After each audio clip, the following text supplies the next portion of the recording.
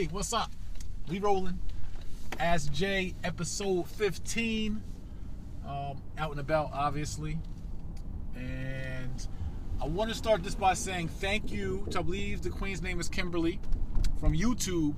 In our last video, I asked you guys to comment, make suggestions, constructive criticism if you don't like it or whatever's going on. And I really didn't mean it, but Kimberly did give me, the queen gave me some great constructive criticism, saying that I should start off more focused with what I have to say in the beginning, our intro.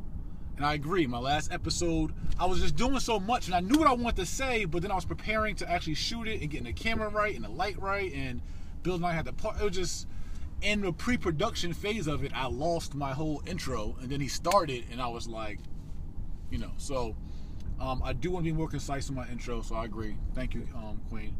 And then she said, if I read the questions beforehand, prepared with the questions, I could answer the questions more concisely. Which I don't agree with. I'll skim them, but I like the questions being more off the cuff.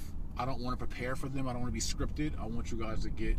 It's my challenge, right? This is my mental challenge. My mental exercise is to take 5 random questions, not knowing what they are, and being able to answer them on the spot. So that's my little challenge, and that's kind of the fun part of the Ask Jay platform. So in the intro phase, I just want to say, one, thank you for the constructive criticism, and that we all should be willing to take constructive criticism, right? It's not always about being right all the time. And just want to say that, I don't know, I'm enjoying this. So I want to hop right into the questions. I do kind of want to give, I guess I'm not prepared again for, I did have it, but now in that I lost it. But, our motivation, our Ask Jay motivational message of the day. And I just want to talk about consistency. Is just, be very consistent in everything you're doing. Like this platform, we're doing 90 days straight of Ask Jay. But consistency, especially in marketing and branding for entrepreneurs, consistency is everything. A lot of times I do it too, we throw out so many different brands and initiatives, and we never give people the time to get used to who we are and the message we want to actually promote. So I'm working on being more consistent as, a real estate developer, wealth educator, and social activist. That's where I'm kind of focusing my energy. But that's all. Be consistent in what you do. Keep branding, keep pushing, and all that good stuff. So let's hop into our questions. What we got, Chris? We have our first question from IG, and this question is from _the_bank. And okay. They want to know, good handle, do you have some creative ways to pay your contractors for rental properties if you're short on cash? Gotcha. Yes, I do. So one way that you can, I don't advise you getting into a renovation being short on cash, but one way you can save money in your construction, one is if you have multiple projects going on, is to buy in bulk. So that way you reduce your cost of material.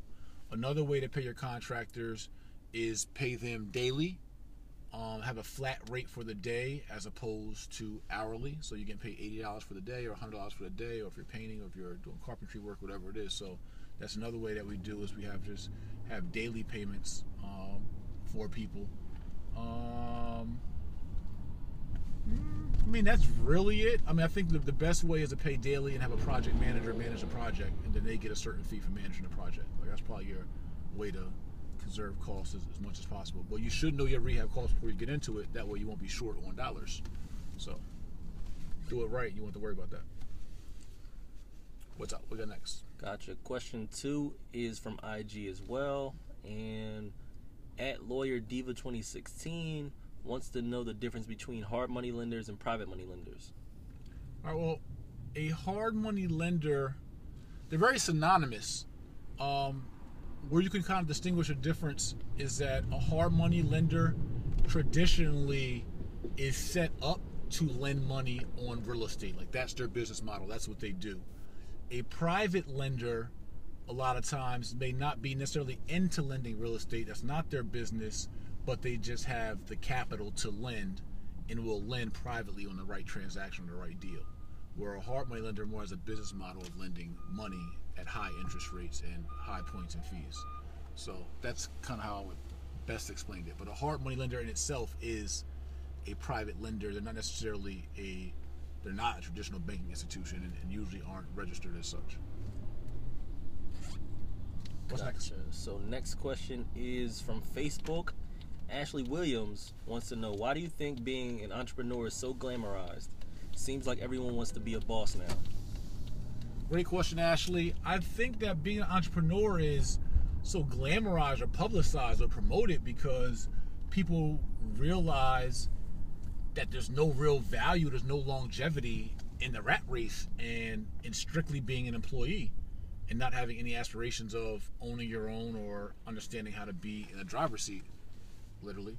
So you being an employee, you got the best boss, best job, best salary, but if that business goes out of business or they're merged with another company or that market change, you're not in control at all. And we understand that entrepreneurship and ownership is power, is key, right? He who owns wins, not just real estate, but businesses as well.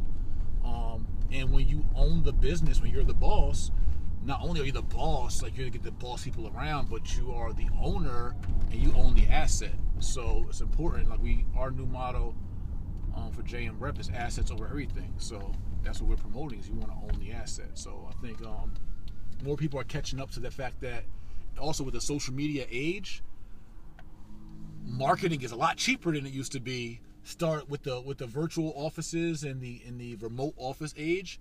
You don't need a big storefront to start a business, right? So it's a lot cheaper and less expensive to start a business and run a successful business in this 21st century than it was before. So that's also why being a boss is so popular these days. Gotcha. Next question is from Instagram, Marcus S. Do you believe a black man or woman that is concise and fights for the rights of our people can date a white man or white woman? Conscious, there we go. Okay. So a black man or woman who's conscious, awake, aware of the injustices, the inequality of black people, the question is, can they date a white person? Absolutely. Because you have black people who don't even, it's not a color thing, it's a compassion and it's an empathy thing. So you have a black person that could date another black person, but doesn't mean they have the same views on the black community and on black injustice and on black equality.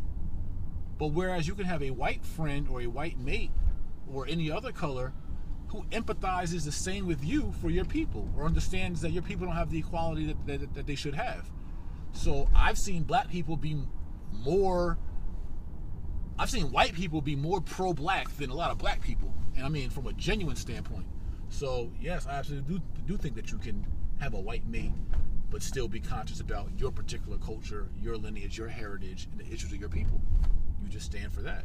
You guys should be aligned either way. Alright, so the last question of the day is from Instagram and at Stealthy Weath. Stealthy something. Yeah, Stealthy Weath. Why Stealthy Weath? What's going on, Stealthy Weath? Stealthy. Alright, so during the process of getting out of the lower class mindset and evaluating yourself, did you have to drop some of your current friends at the time to do so? I won't say I had to drop some of my friends, but I think by me going on a different course than a lot of my friends, some were motivated by it and they followed my path and followed my leadership, and some were jealous of it and they would end up falling off because they're hating, they'll never survive. And some were intimidated by it, by making change, coming out of the streets and going into legitimate business, etc. And that kind of weeds people out. They kind of weed themselves out, honestly. It's not like hey, I'm dropping you because you're not whatever. You just go be you and be on your path, and certain people will cling to you and certain people will repel because you are now on a different walk and have a different energy. So that's been my experience. I haven't found like a major me having to drop. I mean, there has been some people had to remove, period, because they just couldn't get with the program. So that's also an option, right? So like nobody sticks around forever just because. We got to be equally yoked, they call it. We got to be equally aligned. Our energy got to be the same, or at least moving in the same direction, or we see the world the same. Even if I'm at a higher advanced level of education or awareness or consciousness or wealth or whatever, at least you're just not, total, just dumb and total opposites to the positive things that, in a positive way I'm moving in my life. So it should align. And sometimes people get dropped, yes, but not necessarily something you have to do or I've done. It's just a result of progression. And so that is our 5 questions. You guys voted for 5 questions. I asked, did you want 3? You said you wanted 5. So we're going to do 5 for the next less than 90 days now, because episode 15 is out the way. We appreciate Chris for asking the questions today and doing our camera work, as I'm remote right now, moving around. And I'll see you guys on episode 16, man. Ask Jay. Subscribe. Stop BSing. Subscribe. Share. Don't be greedy. Share. And like. And comment. Even if it's bad stuff.